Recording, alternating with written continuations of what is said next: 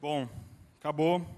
Estamos aqui na nossa última mesa, livro de cabeceira, uma mesa tradicional que acontece todos os anos e na qual a gente convida os autores da Flip para lerem trechos de seus livros preferidos, aqueles livros que seriam levados para uma ilha deserta. Antes disso, antes de chamar os autores aqui, eu queria apenas assinalar alguns números aqui a respeito da nossa Flip. Vocês estão aqui, a gente tem quase 1000 pessoas nessa tenda, mas as nossas mesas foram visualizadas pela internet por mais de 120 mil pessoas no Brasil inteiro e em outros países também. Isso significa que a Flip é para todos, ela não é só para quem vem aqui, ela é para quem está ali na praça, é para quem está na internet, para quem está lendo matérias com os nossos autores, que não deixa de ser uma experiência cultural, e também para aqueles que vão ver os nossos autores agora nos eventos do pós-Flip, em São Paulo, no Rio. Eles vão conversar em livrarias, em centros culturais, com os leitores que não puderam vir. Então, eu convido vocês a curtir a Flip nas redes sociais, Facebook, no YouTube, ali a gente tem vídeos. Tem o Sobremesa também na internet, que é esses vídeos que a gente produz logo após a mesa, como o nome indica. Tem as Pílulas do Arte 1, que são esses vídeos que a Flip realizou em parceria com o canal Arte 1, que estão passando no canal Arte 1, estão na internet também. E temos, inclusive, no site da Flip, uma dessas pílulas inédita com o professor Alcides Vilaça. Esse aí era o Marcos Antônio de Moraes, que todo mundo sabe que ele é o grande responsável pela edição das Cartas do Mário no Instituto de Estudos Brasileiros da USP. A gente convida vocês a visitar o IEB. Vamos ter aqui na frente da tenda uma apresentação de maracatu palmeira imperial, na saída da mesa. E o vídeo do Saviano está sendo terminado nesse momento, a gente está editando ele, não é um vídeo exatamente curto, ele tem cerca de 12 minutos, então não a gente, como fez de improviso, chegou ontem, nós estamos ainda trabalhando na edição, ele vai ser passado ao final da mesa Livro de Cabeceira.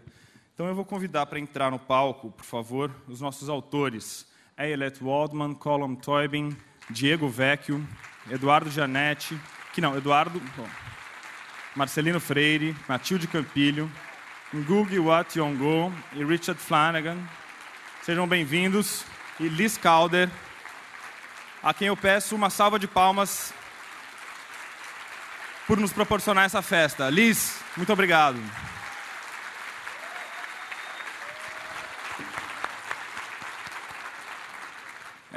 Apenas me corrigindo, o Eduardo, eu estava lendo aqui a cartela, o Eduardo Gianetti não veio.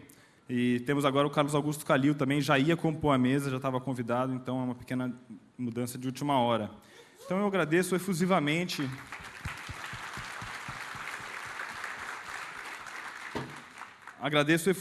a Liz, ao Mauro Munhoz, ao Lui, à Belita, que me proporcionam um enorme privilégio intelectual de uma interlocução de altíssimo nível, em que o que sobra são sempre as boas ideias. Eu agradeço a família do Mário de Andrade, eu agradeço todas as equipes da Flip, da produção, parcerias, arquitetura, técnica, montagem, RP Autores, financeiro, administrativo, comunicação, todo mundo que trabalhou na Flip. Sem eles, o meu trabalho não seria nada.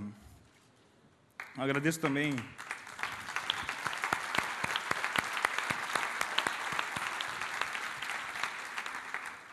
também aos mediadores, editores, todos que fizeram aqui, tiveram presentes, e aos parceiros. E eu agradeço também ao Guilherme Tawil, que é o meu assistente aqui, que aguentou uma barra danada, e é um cara maravilhoso, muito talentoso. Obrigado, Tawil. E eu agradeço também a minha família, a minha mulher Marina, a Glória, minha filha, e o meu filhinho Valentim, que está esperando nascer quando acabar essa Flip.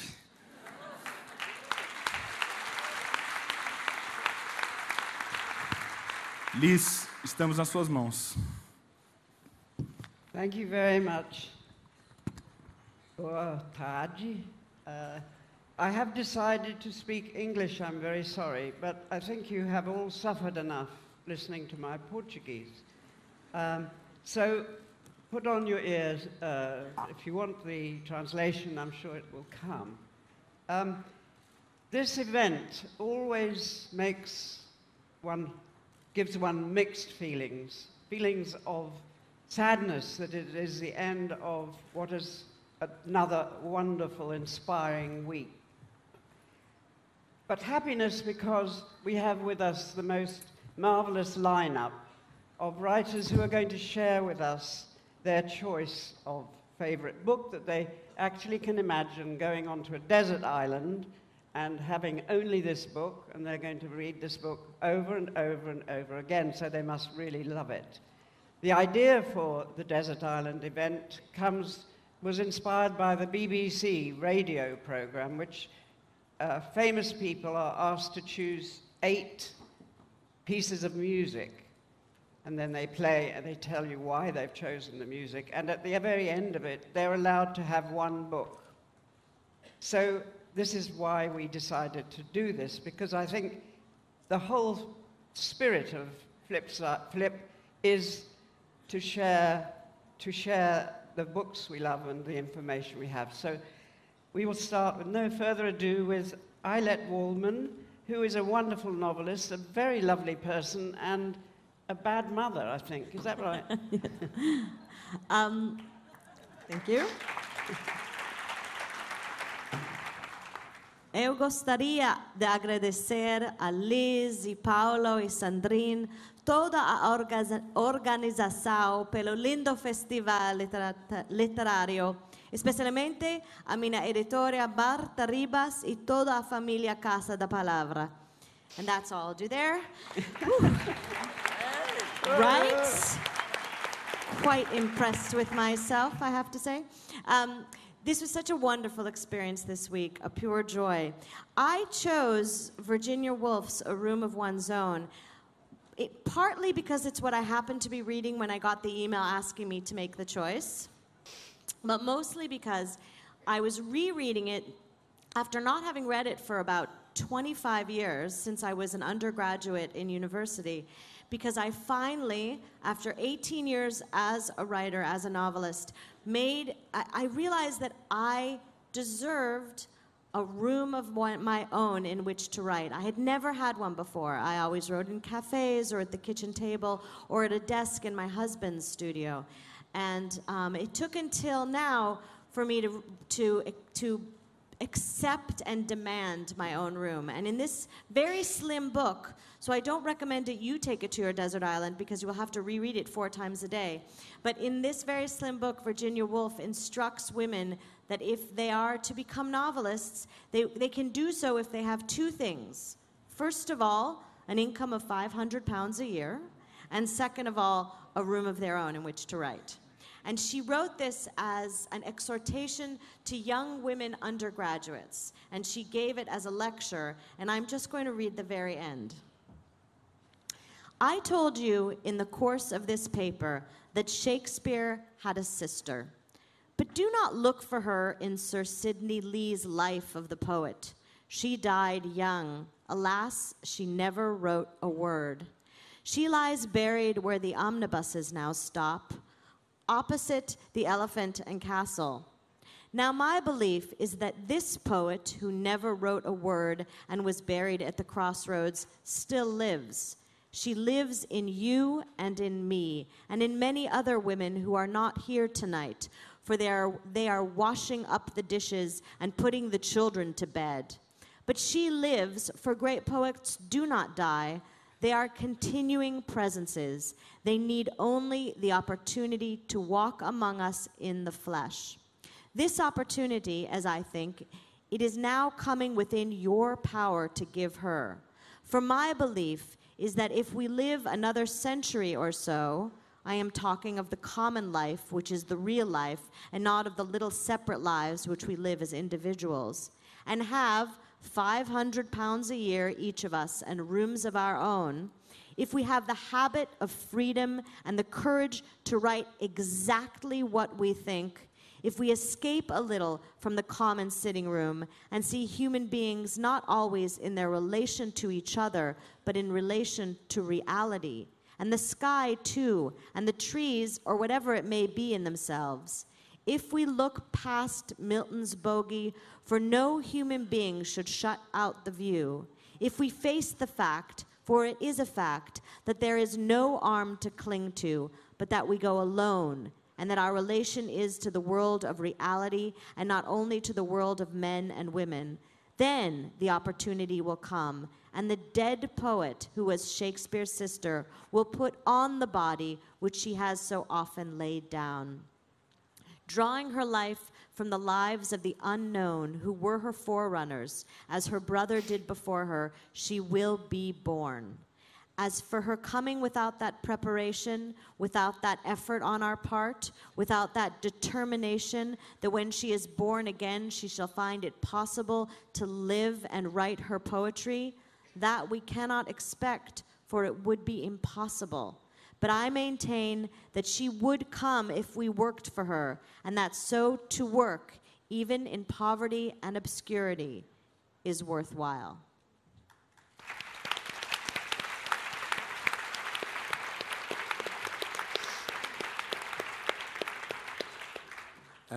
I want to thank everyone at Flip and the audiences here for your attention, for your hospitality. It's been a marvelous experience the second time round as well. I want to read a short passage, which is the very end of James Joyce's book, Dubliners. It's a book of stories which he wrote as a very young man. He had a lot of trouble finding a publisher for it. It's a great story about a young author desperate to publish his first book. And the book is written in a very plain style until he comes to the very end of the last story, and the last story is called The Dead. And at the end of that story, Gabriel is with his wife in a hotel room, and she's asleep. But before she fell asleep, she told him that she once was in love with another man called Michael Fury, and he becomes immensely jealous of her past. And what Joyce now needs to do, and if I'm on the desert island, what I'm going to do is wait until Sunday, and every Sunday I will read this passage. And the rest of the week, I'll read the other stories. But Sunday, I'll give myself this particular passage.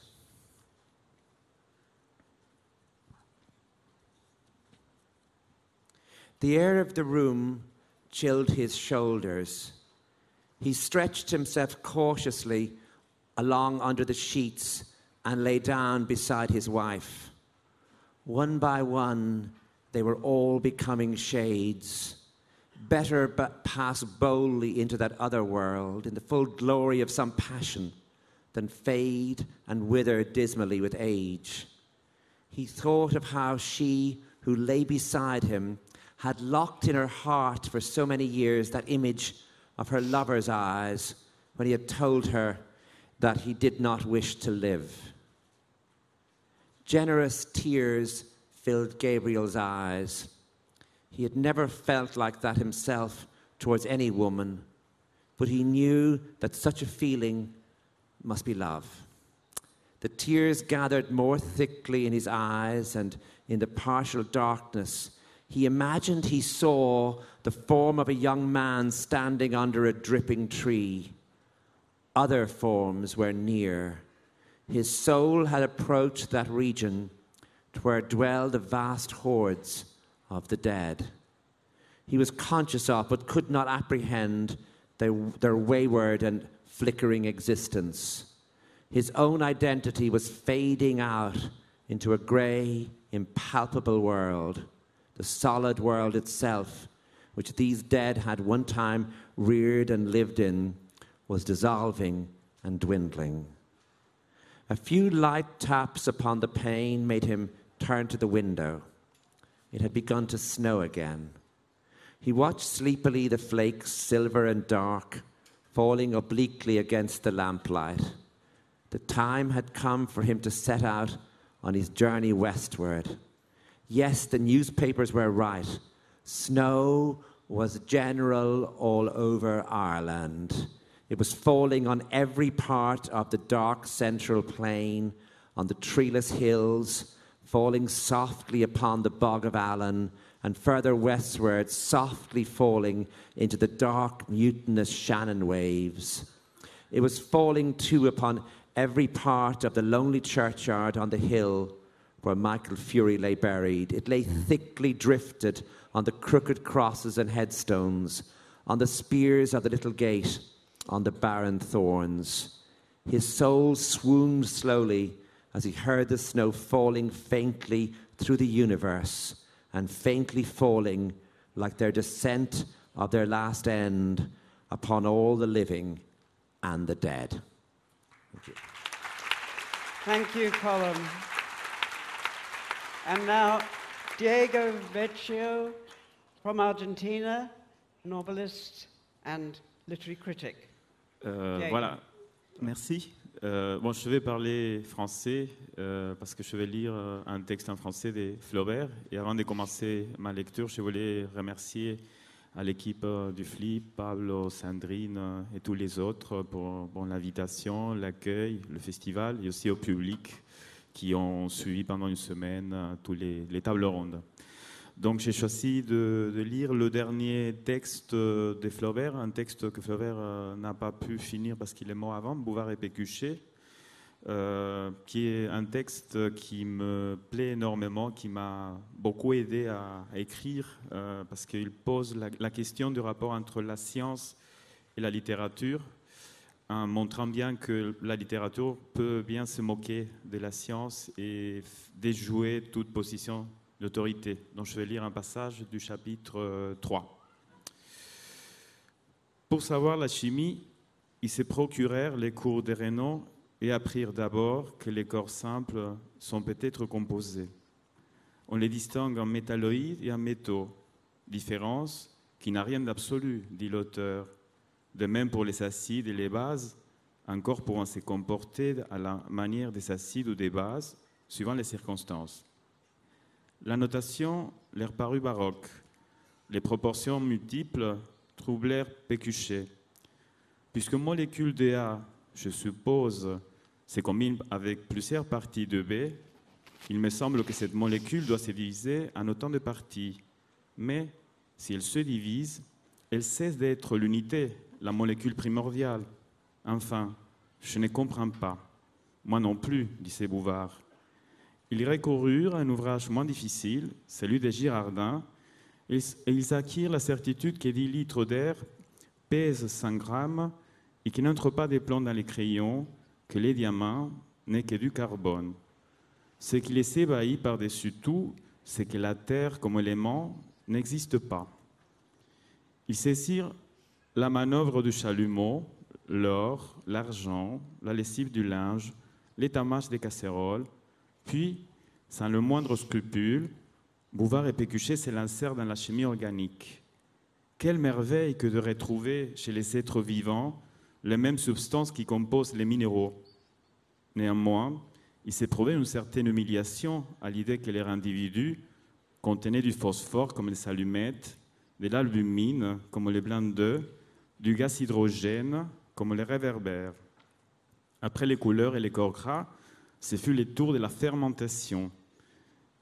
Elle les conduisit aux acides et la loi des équivalents les embarrassa encore une fois. Ils tâchèrent d'élucider avec la théorie des atomes ce qui acheva de les perdre. Pour entendre tout cela, selon Bouvard, il aurait fallu des instruments. La dépense était considérable, ils en avaient trop fait. Mais le docteur Bourcourbeil pouvait sans doute les éclairer. Ils se présentèrent au moment de ces consultations.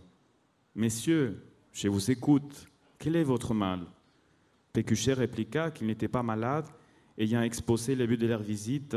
« Nous désirons connaître premièrement l'atomicité supérieure. » Le médecin rougit beaucoup, puis les blâma de vouloir apprendre la chimie. « Je ne nie pas son importance, soyez-en sûrs, mais actuellement, on la faut partout. Elle exerce sur la médecine une action déplorable, et l'autorité de sa parole s'est renforcée au spectacle des choses environnantes. Du diachylum et des vandes traînaient sur la cheminée, la boîte chirurgicale posée au milieu du bureau. Des sondes emplissaient une cuvette dans un coin, et il y avait contre le mur la représentation d'un écorché. Pécuchet en fit compliment au docteur. Ça doit être une belle étude que l'anatomie. Monsieur Beaucorbeil s'entendit sur les charmes qu'il éprouvait autrefois dans les dissections, et Bouvard demanda quels sont les rapports entre l'intérieur de la femme et celui de l'homme. Afin de les satisfaire, le médecin tira de sa bibliothèque un recueil de planches anatomiques. Emportez-les, vous les regarderez chez vous plus à l'aise. Les squelettes, les étonna par la prominence de sa mâchoire, les trous de ses yeux, la longueur effrayante de ses mains. Un ouvrage explicatif leur manquait. Ils retournèrent chez M. Beaucorbeil et grâce au manuel d'Alexandre Lotte, ils s'apprirent les divisions de la charpente en s'ébahissant de l'épine dorsale, 16 fois plus forte, dit-on, que si le Créateur l'eût faite droite. Pourquoi 16 fois précisément? Les métacarpiens désolèrent Bouvard. Pécuchet, acharné sur le crâne, perdit courage devant la sphénoïde, bien qu'il ressemble à une selle turque ou turquesque. Quant aux articulations, trop de ligaments les cachaient. Ils attaquèrent les muscles. Mais les insertions n'étaient pas commodes à découvrir, et parvenus aux gouttières vertébrales, ils s'y renoncèrent complètement.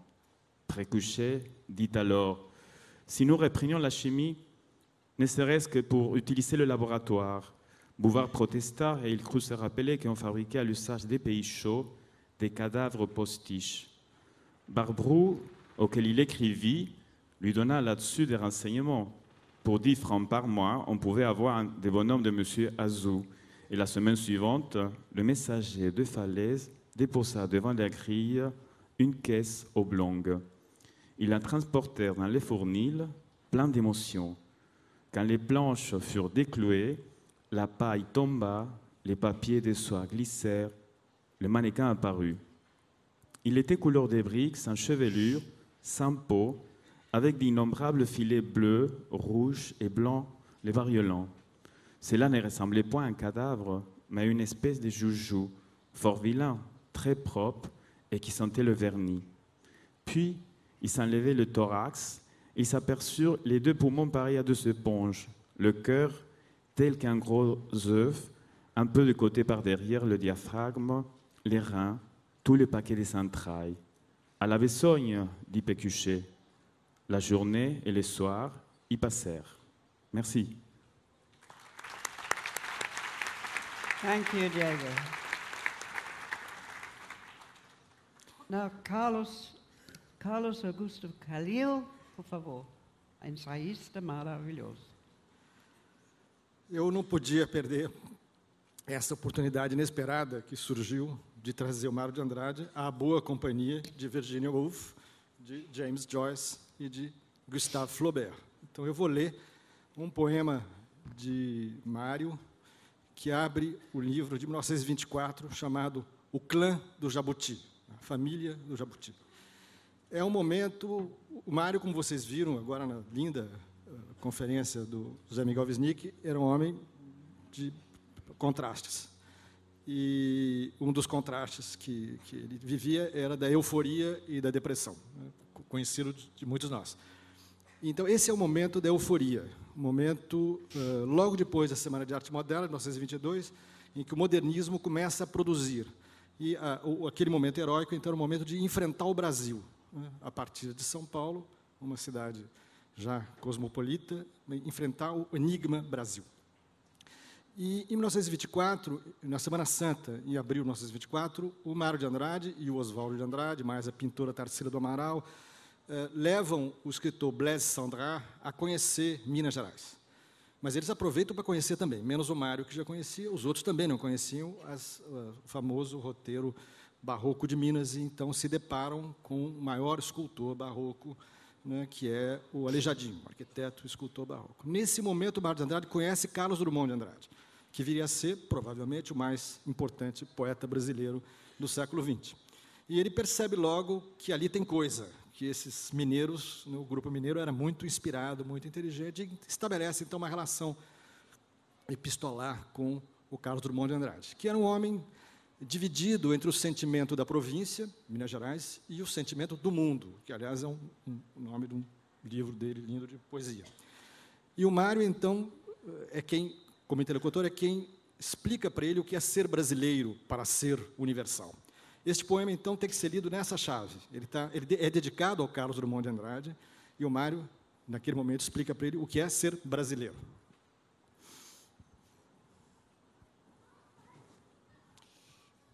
O poema chama-se O Poeta Come Amendoim.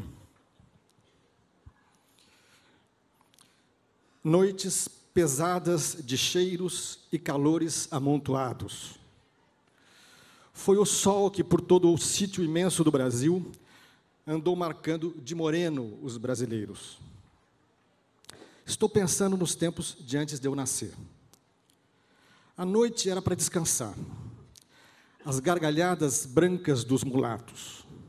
Silêncio. O imperador medita os seus versinhos.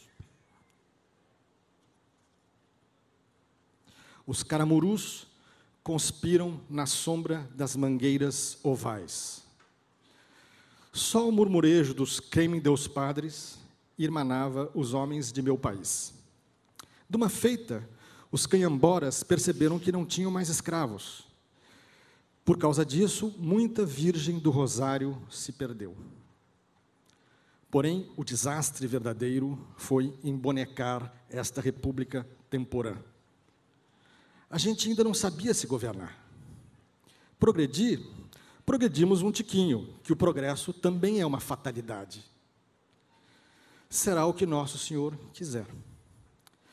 Estou com desejos de desastres. Com desejos do Amazonas e dos ventos muriçocas se encostando na canjerana dos batentes. Tenho desejos de violas e solidões sem sentido. Tenho desejos de gemer e de morrer.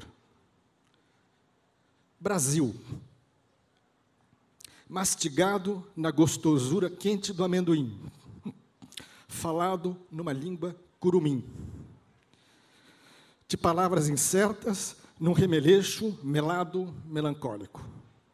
Saem lentas frescas trituradas pelos meus dentes bons.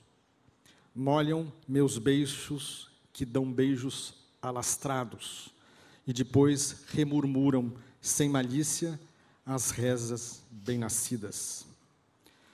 Brasil amado, não porque seja minha pátria.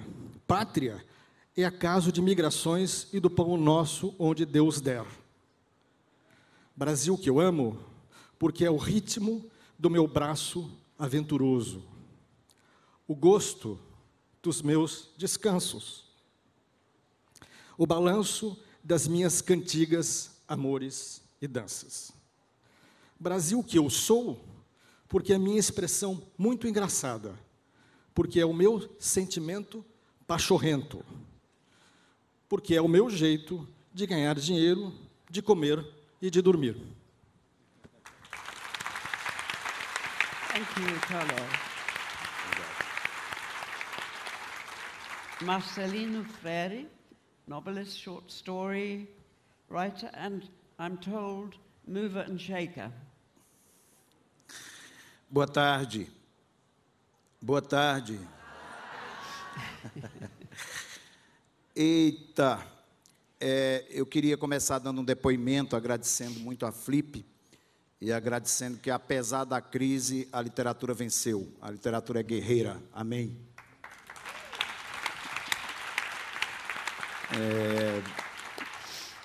Eu estou muito orgulhoso de estar aqui com esses grandes escritores, falando de grandes escritores. E também estou muito orgulhoso de estar ao lado da Liz, que é uma guerreira, né? Quem começou toda essa história.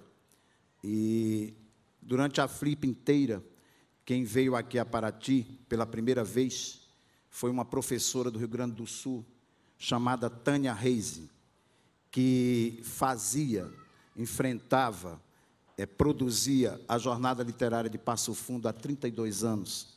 A Jornada Literária de Passo Fundo não vai acontecer este ano. E a Tânia estava muito triste com isso. No entanto, chegou aqui em Paraty, recebeu o carinho de todo mundo, saiu daqui fortalecida. Uma mulher fortalecida por outra mulher, Liz Calder, fortalecendo a Tânia Reis.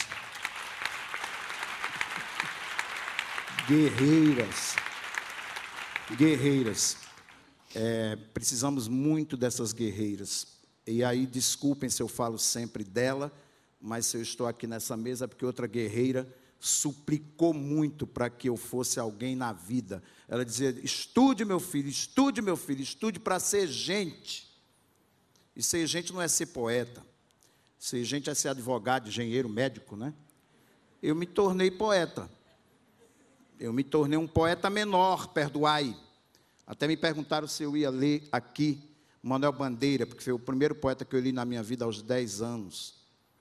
Criou-me desde eu menino para arquiteto meu pai, foi-se-me um dia a saúde, fiz-me arquiteto, não pude, eu sou poeta menor, perdoai, eu sou poeta menor, perdoai. Aí eu disse para minha família, eu sou poeta menor, perdoai, a partir da leitura do Manuel Bandeira.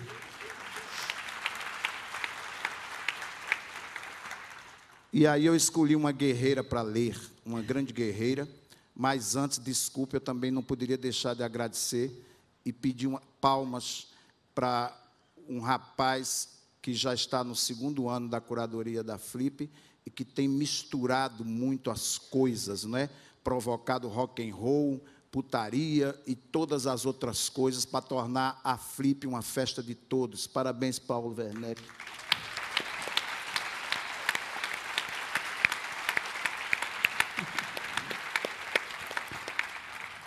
Escolhi essa autora que tem me acompanhado e que ela faz uma súplica em nome da música. E súplica em nome da música é uma súplica em nome da arte e é uma súplica em nome de Mário de Andrade, professor de música, amante da música, que desbravou aquele Nordeste todo, né?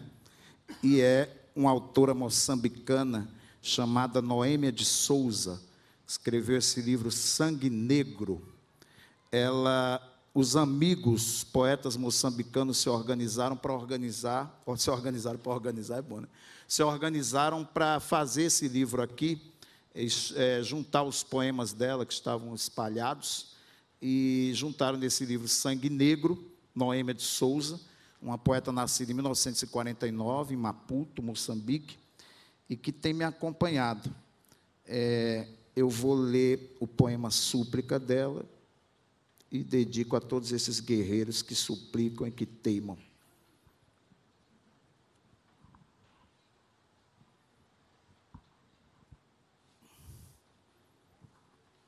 Súplica, de Noêmia de Souza. Tirem-nos tudo, mas deixe-nos a música. Tire-nos a terra em que nascemos, onde crescemos, e onde descobrimos pela primeira vez que o mundo é assim, um tabuleiro de xadrez. Tire-nos a luz do sol que nos aquece, a lua lírica do xingombela nas noites mulatas da selva moçambicana, essa lua que nos semeou no coração, a poesia que encontramos na vida. Tire-nos a palhota, humilde cubata, onde vivemos e amamos. Tire-nos a machamba que nos dá o pão, tire-nos o calor do lume, que nos é quase tudo, mas não nos tirem a música. Podem desterrar-nos, levar-nos para longes terras, vender-nos como mercadoria, acorrentar-nos à terra, do sol à lua e da lua ao sol, mas seremos sempre livres se nos deixarem a música, que onde estiver nossa canção, mesmo escravos, senhores seremos, e mesmo mortos, viveremos, e no nosso lamento escravo estará a terra onde nascemos, a luz do nosso sol, a lua dos xingombelas, o calor do lume, a palhota onde vivemos, a machamba que nos dá o pão. E tudo será novamente nosso, ainda que cadeias nos pés e azorrague no dorso. E o nosso queixume será uma libertação derramada em nosso canto. Por isso pedimos, de joelhos pedimos, tire-nos tudo, mas não nos tirem a vida, não nos levem a música. Obrigado.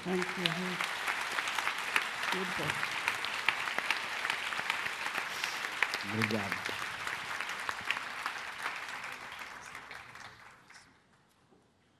Ngogi Wationgo, please, your dreams. Well, thank you very much. First of all, I would like to greet you in my language. So I want to teach you my language first. It's very simple, the word. When I ask you how you are, just say, eh. Can you say that? Eh. Yeah. My language is actually can be very interesting. You can find two people who meet and they say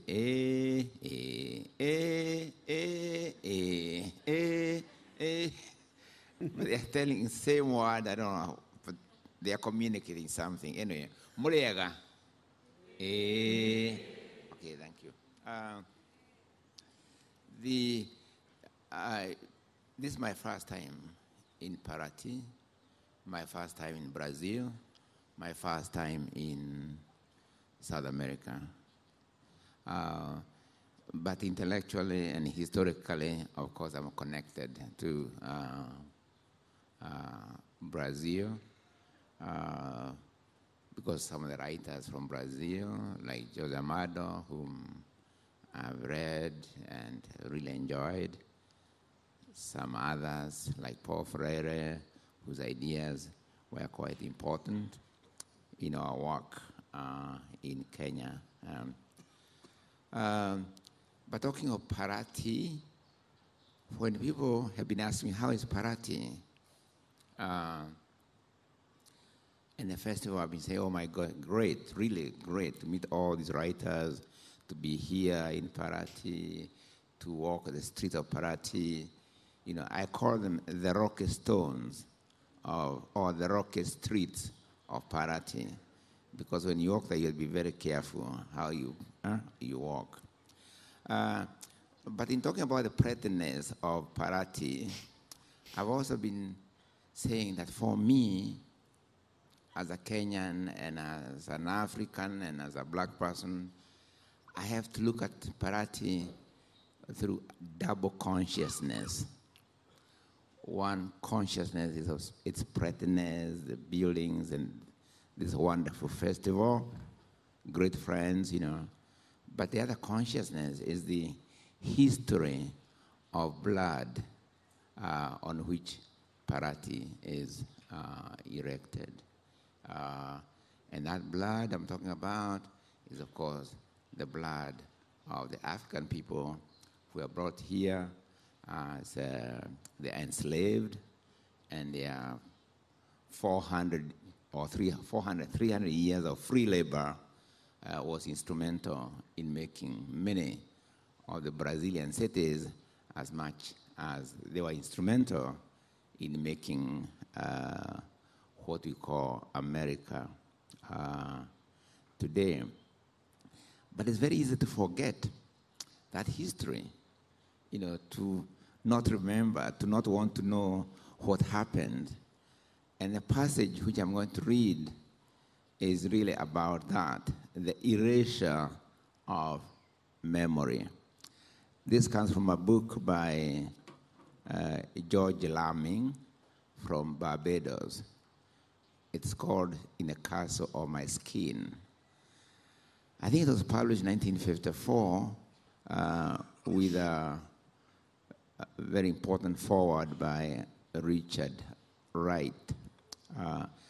But what he says about amnesia is something which I would later find in Garcia Marquez's 100 Years of Solitude, you know, a scene where something happened and people completely forget that really had happened. In this case, this section is about children in school, and one of the boys has heard an old woman in the village of Barbados saying that she was once a slave. And we don't understand what this means. So they go to their teacher to asked them about this thing of people having been slaves. The teacher, so the boy asked the teacher, he asked the teacher what was the meaning of slave.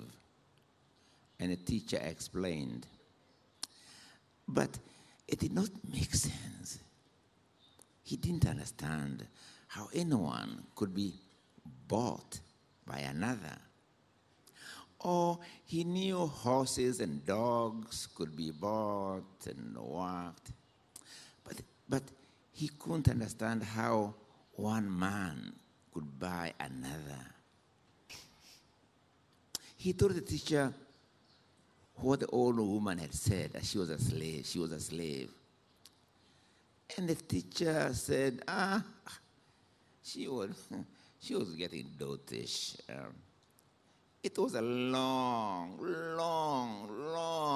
time ago. People talked of slaves a long time ago. It had nothing to do with the old lady. She wouldn't have been old enough. And moreover, it had nothing to do with the people in Barbados. No one there was ever a slave, the teacher said. It was another part of the world that those things happened. Oh, not here, not Barbados, which they call the Little England. The little boy did not like the sound of it. He had missed the talk about slaves, but he was very anxious for the old woman who was talking. Who put it into her head that she was a slave? She or her mother or her fathers before her? He was sure the old woman couldn't read. She couldn't have read it in a book. Someone told her about it. Moreover, she said she was one of these things, slave. The little boy had heard the word for the first time, and when the teacher explained the meaning, he had a strange feeling. The feeling you get when someone relates a murder. Oh, thank God. He wasn't ever a slave. He or his father or his father's father. Oh, thank God, nobody in Barbados ever a slave. It didn't sound cruel. It was simply unreal.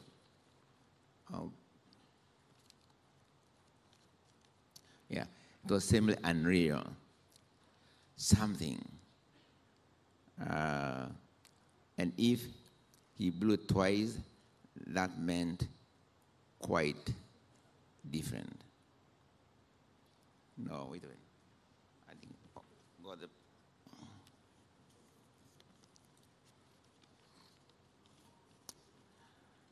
Oh, never mind. I can't find the.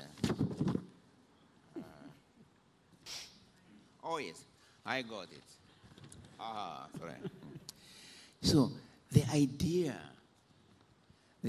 of ownership, one man owned by another.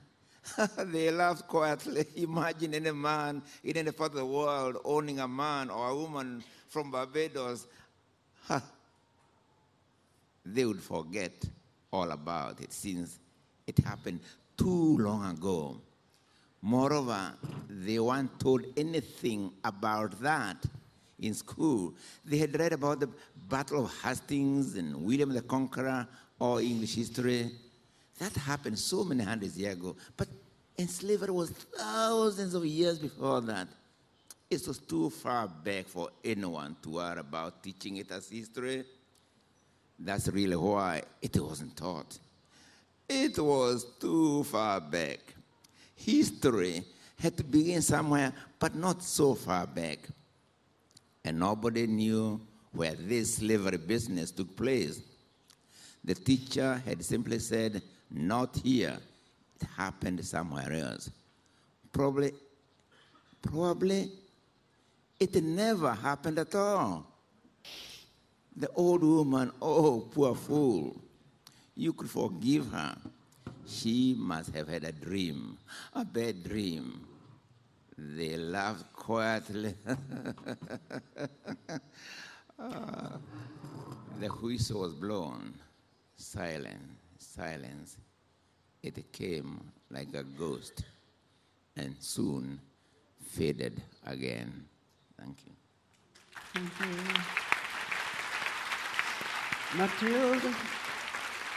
Matilde Campido, por favor. Obrigada. Queria agradecer ao Paulo, a Lísia, todo mundo aqui, a todas as pessoas de camiseta vermelha que estiveram aí todos os dias, ajudando muito a gente, sempre com um sorriso na cara. Obrigada por tudo isso. Foi minha primeira vez em Paraty.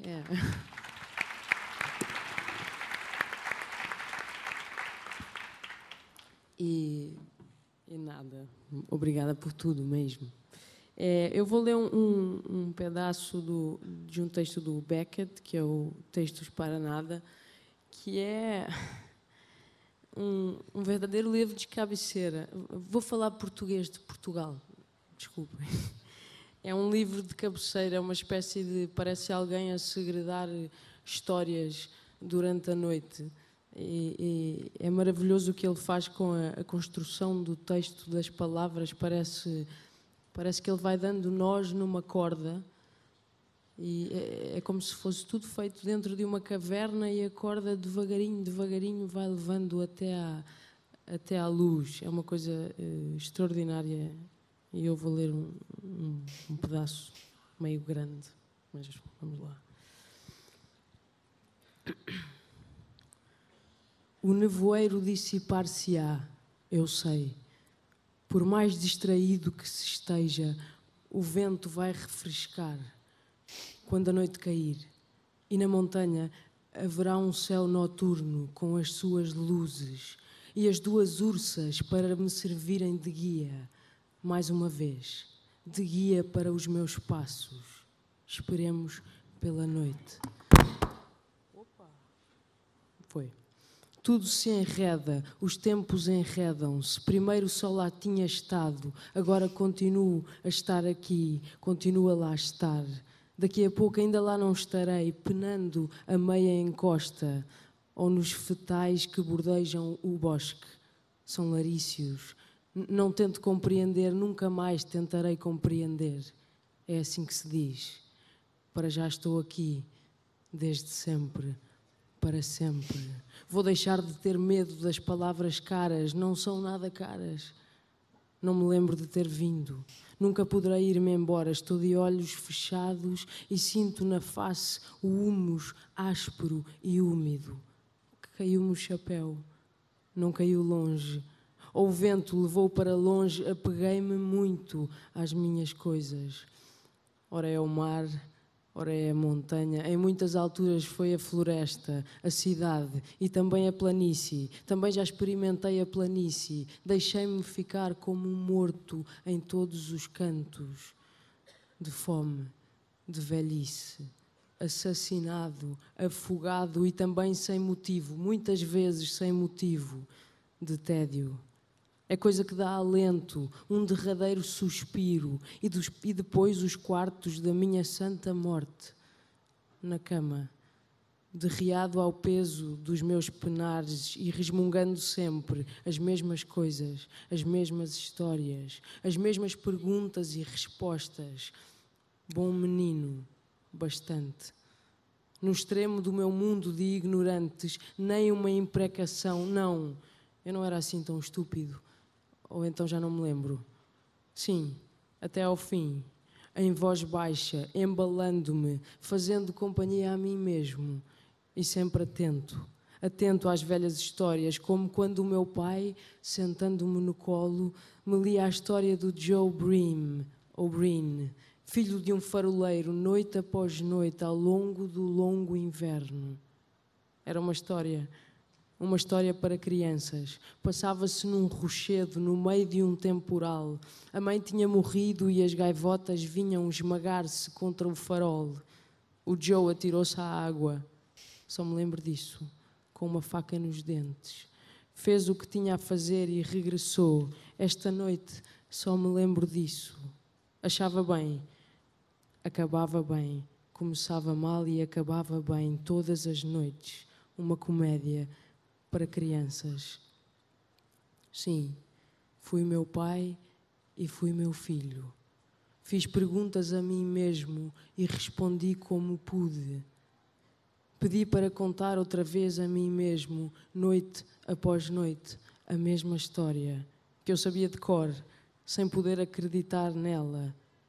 Ou então caminhávamos, de mãos dadas, calados, imersos nos nossos mundos, cada qual nos seus mundos, mãos esquecidas uma na outra. Foi assim que aguentei até este momento. E esta noite também parece dar resultado. Estou nos meus braços, continuo nos meus braços, sem grande ternura, mas fielmente, fielmente. Dormamos, como à luz daquele candeeiro longínquo, enleados, por termos falado tanto, ouvido tanto, penado tanto, brincado tanto. Thank you. Beautiful. Now, our final speaker is the very great novelist, Richard Flanagan, who's come all the way from Australia, so he must get the prize for the furthest journey to the south, the deep south of Parati. Richard. Thank you.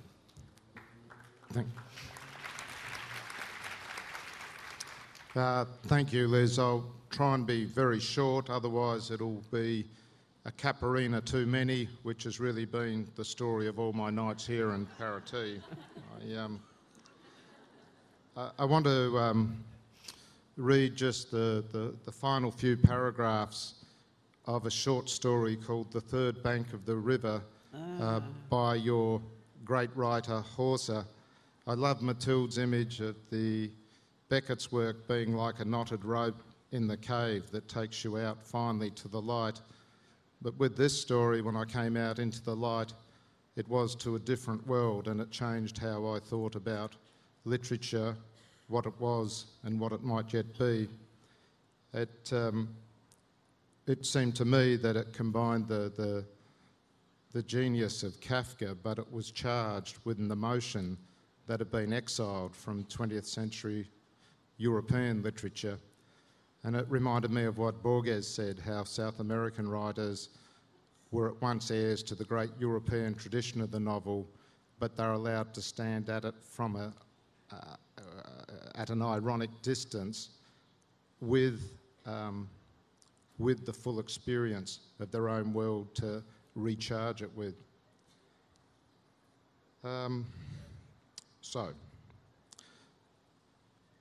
Why, oh why, must he do what he did?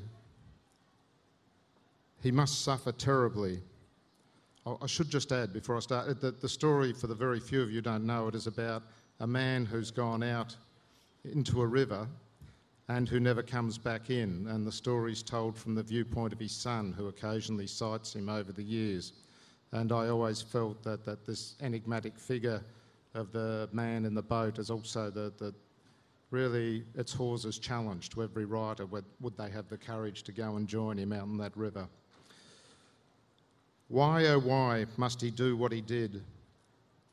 He must suffer terribly. Old as he was he not bound to weaken in vigour sooner or later and let the canoe overturn, or, when the river rose, let it drift unguided for hours downstream until it finally went over the brink of the loud rushing fall of the cataract with its wild boiling and death? My heart shrank. He was out there with none of my easy security. I was guilty of I knew not what, filled with boundless sorrow in the deepest part of me. If I only knew, if only things were otherwise. And then little by little, the idea came to me. I could not even wait until next day. Was I crazy? No. In our house, the word crazy was not spoken, had never been spoken again in all those years. No one was condemned as crazy. Either no one is crazy or everyone is. I just went, taking along a sheet to wave with. I was very much in my right mind. I waited. After a long time, he appeared. His indistinct bulk took form. He was there, sitting in the stern. He was there, a shout away. I called out several times, and I said the words which were making me say them, the sworn promise, the declaration. I had to force my voice to say, Father, you're getting old, you've done your part. You can come back now. You don't have to stay any longer. You come back, and I will do it right now or whenever you want me to. It's what we both want. I will take your place in the canoe.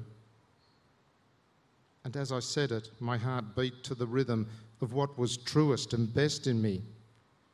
He heard me. He got to his feet. He dipped the paddle in the water. The bow pointed toward me.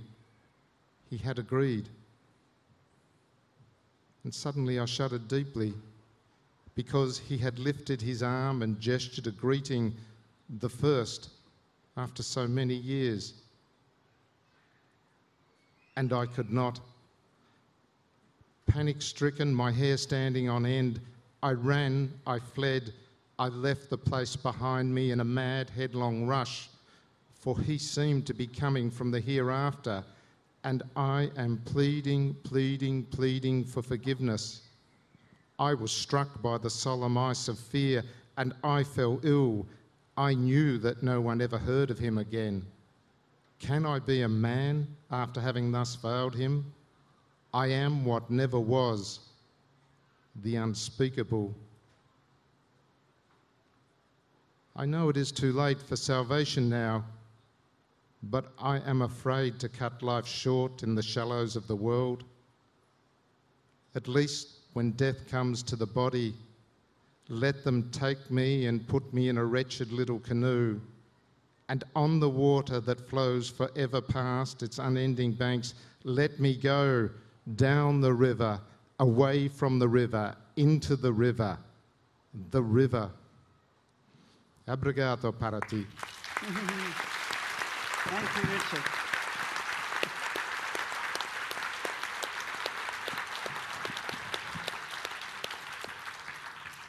Thank you, everybody, and thank you all for giving us such wonderful audiences. It's really been a most amazing and wonderful experience.